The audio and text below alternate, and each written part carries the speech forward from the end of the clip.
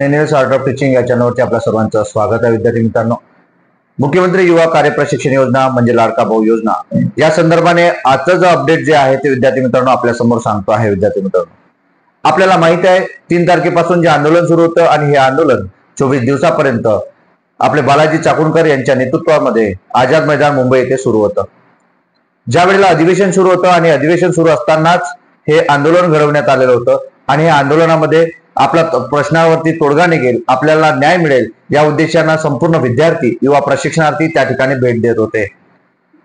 3 तारखेनंतर म्हणजे 17 तारखेनंतर 3 तारखेनंतर अशी जे भेट दिलेली आहे आणि भेट दिल्यानंतर 24 तारखेनंतर अशा 3 ते 4 वेळेला जेव्हा महाराष्ट्रातील संपूर्ण युवा प्रशिक्षणार्थी नागपूर आपला आझाद मैदान इथे आले तेव्हा पण कोणत्याही आमदार खासदाराने म्हणजे सत्तेतील आमदार खासदाराने त्या ठिकाणी भेट दिलेली नाही.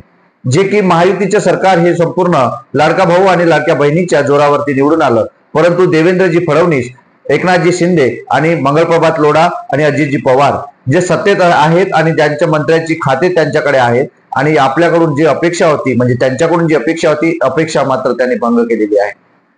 मग या अपेक्षा भंग केल्यानंतर जी भेटीची वाट बालाजी चाकूरकर साहेब हे पाहत होते त्यावरती भेट मात्र झाली नाही, परंतु एकनाथ शिंदेजी यांची भेट झाली आणि ती फक्त 2 ते 3 मिनिटं ते जे बोलले पण ते सकारात्मक बोलले की 5 महिन्याची वाढ केली, त्या 5 महिने वाढ केल्यानंतर आपण जे काही आहे ते बघू. परंतु देवेंद्रजी फडणवीस यांनी व्हिडिओच्या माध्यमातून जे काही बोललेले आहेत ते बोललेले असताना सुद्धा त्यांनी ते पूर्ण केलेलं नाही. मग याकरिता जे समारोप झाला, समारोप नंतर बालाजी चाकूरकर साहेब यांनी आज जी पत्रकार परिषद घेतली आणि मुंबई प्रेस क्लब मध्ये ही पत्रकार परिषद घेतली, त्या संदर्भानं आपण ही माहिती देणार आहोत. विद्यार्थी मित्रांनो, तत्पूर्वी आपण माझ्या चॅनलला पहिल्यांदा जर बघत असाल तर माझ्या चॅनलला तुम्ही सबस्क्राईब करा, जेणेकरून येणारे जे अपडेट आहे हे अपडेट आपल्या या चॅनलवरती मिळत राहील. विद्यार्थी मित्रांनो, नाकी 9 आणल्यानंतरही सुद्धा शासन त्या ठिकाणी पोहोचलेले नाहीत, भेट दिलेली नाही. याच्या मागचं कारण काय? जे विरोधक होते जे म्हणजे नाना पटोले असेल किंवा जयंत पाटील असेल यांनी मात्र त्या ठिकाणी भेट दिलेली. नंतर सभागृहामध्ये आपला संपर्क म्हणजे हे मांडलेला विषय मांडला, त्यानंतर व्हिडिओ दाखवण्याच्या संदर्भातही आपला विषय मांडला, परंतु हे जे व्हिडिओ आहेत ते व्हिडिओ आम्हाला पहिले चेक करावं लागेल आणि चेक केल्यानंतरच ते दाखवावं लागेल असे अध्यक्ष महोदय जे आहे नार्वेकर यांच्या वतीनं ते त्यांच्याकडे देण्यात आले. परंतु तो जे दुसऱ्या दिवशी म्हणजे सोमवारी मांडण्याचा विषय होता, पण सोमवारी हा व्हिडिओ कोणी दाखवलेला नाही आणि त्या ठिकाणी स्पष्ट भूमिका केलेली नाही. मग व्हिडिओ दाखवलेला नाही तर प्रश्नच मिटला, कारण व्हिडिओ दाखवला नाही म्हणजे त्या ठिकाणी प्रश्न मिटला आणि त्या ठिकाणी पुन्हा तो विषय काही निघलेला नाही. मग या वेळेला बालाजी चाकूरकर साहेबांनी ज्या वेळेला आता पत्रकार परिषद घेतली, पत्रकार परिषद घेतल्यानंतर नेमकी या तिघांची भूमिका काय म्हणजे निवडणुकीच्या आधीची भूमिका आणि आताची भूमिका, मग लाडके भावांना वाऱ्यावर सोडत आहेत का?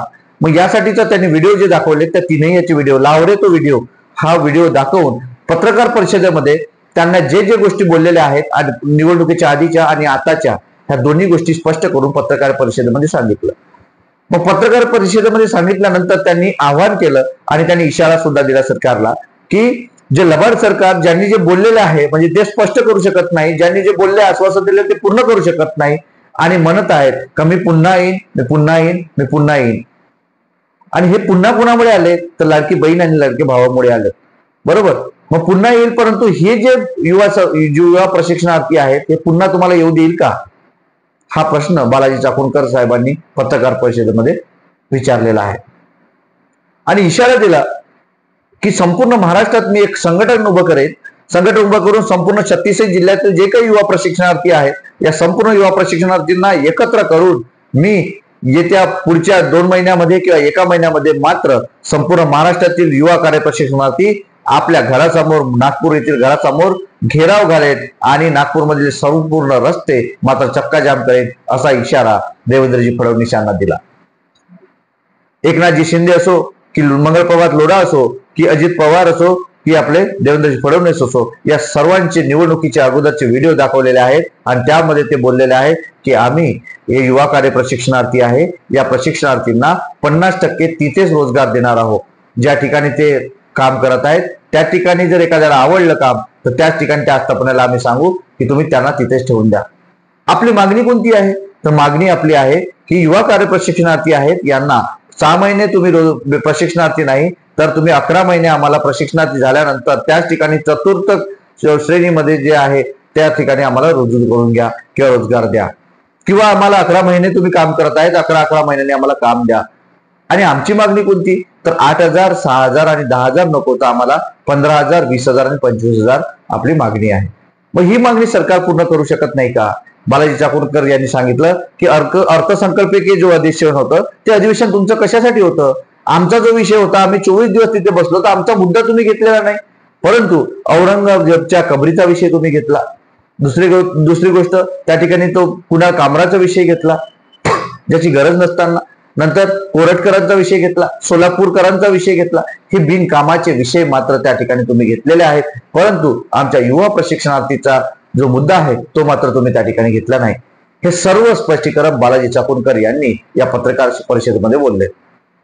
यावरून हा जो इशारा दिलेला आहे, हा इशाऱ्याच्या मुद्द्यानुसार सर्व युवा प्रशिक्षणार्थींना पुन्हा सांगतो विद्यार्थी मित्रांनो, की बालाजी चाकूरकर यांच्या सोबत आपण राहिलं तर आपल्याला नक्कीच न्याय मिळेल. आणि चतुर्थ श्रेणी असो की 11 महिन्याच्या GR मध्ये आपल्याला सामावून घेतलं जाईल, ज्यातून आपल्याला 11 महिन्याने आपल्याला काम करता येईल. आणि एक वेळ अशी येईल की आपण मात्र कायम होऊ. विद्यार्थी मित्रांनो, यासाठीचा हा लढा आपल्याला एकत्र राहणे गरजेचे आहे, एकजुटीने राहणे गरजेचं आहे. कारण ही लढाई आता सुरू झालेली आहे, हे मात्र लक्षात घ्यायचं विद्यार्थी मित्रांनो. जेव्हापर्यंत आपण एकजूट राहू तेव्हापर्यंत आपल्याला कोणी हरू शकत नाही, आपल्याला नक्कीच न्याय मिळणार आहे. परंतु एकजूट असणं गरजेचे असणार आहे, कोणीही फाटाफूट करणार नाही. आणि त्यातून आपल्याला नक्कीच याचा जो काही आव्हान चाकूरकर साहेबांनी केलेलं आहे, या आव्हानाला आपल्याला स्वीकारायचं आहे आणि आव्हान घेऊन आपल्याला पुढील काम करायचं आहे. जिल्हानिहाय आपले सर्व अध्यक्ष असतील, तालुकानिहाय अध्यक्ष असतील, यांनी सर्वांनी एकत्र येऊन आपल्या स्वतःसाठी येणं गरजेचं आहे. हेच आजचं अपडेट आहे विद्यार्थी मित्रांनो.